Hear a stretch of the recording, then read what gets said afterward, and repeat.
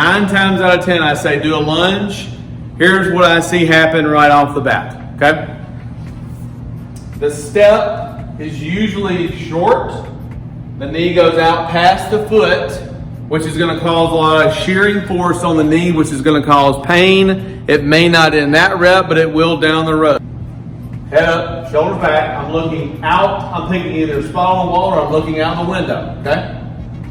As I take a step, have a mirror right here where the camera is, so I can see myself. So I'm looking up, but it's okay for me to look sideways. Once I get into that lunge, now I know where I am. Whereas if I'm here, I need to make the adjustment back, and I'll change the angle a little bit. So if I'm doing the lunge, I'm here, I know I'm in good position. My shoulders are back, my head's up, I can see myself in the mirror, that's my cue. The other thing is, I really want to stay on the heel of whatever foot I step with. So my front foot, my left foot in this case, I want the weight to be on the heel. If I were to go to the ball of my foot, that's automatically going to make that knee shoot out over the top. Shear force on the knee, it's going to cause a problem. Maybe not now, but it will down the road. That's huge, huge, huge. You want my legs to be loose, and maybe I've done some squats, 20, 25 squats, no weight. I just want my legs to really be loose and ready to go. I don't want to try that exercise with a cold muscle. Cold muscles can tear, it really can be very dangerous. So, unless you've done a good bit of lunges before and you're warmed up, I wouldn't even try that. Those are just a couple of cues to the bottom. Now looking straight on into the mirror. Okay, now we've covered from the side. And I don't need this yet.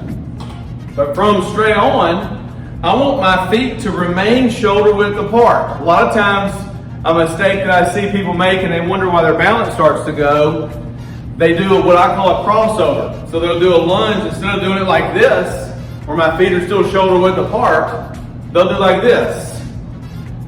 My feet are directly in line with each other, and now I have no side stability, okay? So it'd be really easy for me to get pushed over here, and if I lose my balance a little bit, I'm gonna tip either way. That's gonna be really easy to lose my balance there. So maintain your wide shoulder width stance while doing your lunge. Even go wider than normal while my head's up and my shoulders back. That's another really good tip that I use a lot that really is very effective. One of the last things that we'll go over. Say I'm still having trouble keeping my head up and my shoulders back on the lunge, okay, or a squat, anything you're doing. Well, what cue can I use? A broom, mop, dowel rod, it doesn't matter what you use. This is PVC pipe that we use for stretching. For this type of stuff, put it on your shoulders, okay? Here, my hands are on it. I just want it to rest on your shoulders.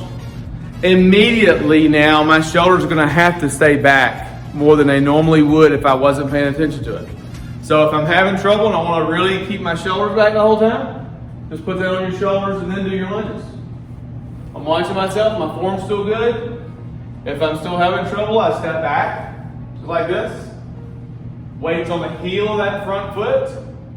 I'm keeping my shoulder width. And again, I'm just working on my posture. While my legs are working, I'm just staying in good position no matter what. And it's really, really effective, really very helpful. Those are just a few cues and tips to make sure that you're getting the most out of your lunge for leg day, the most out of staying in good posture, which is huge because once you start an exercise with bad posture, it's next to impossible to go back to a good posture in the middle of it. Once we call it going through the window. Once you enter into the exercise, pretty much how you go into it is how you're gonna finish. So it's hard to finish good when you started bad. And that's pretty much true, not with everything in life, but once you start something in a certain habit, that's why it's so important to do things the right way, to remain injury-free and to be the most efficient.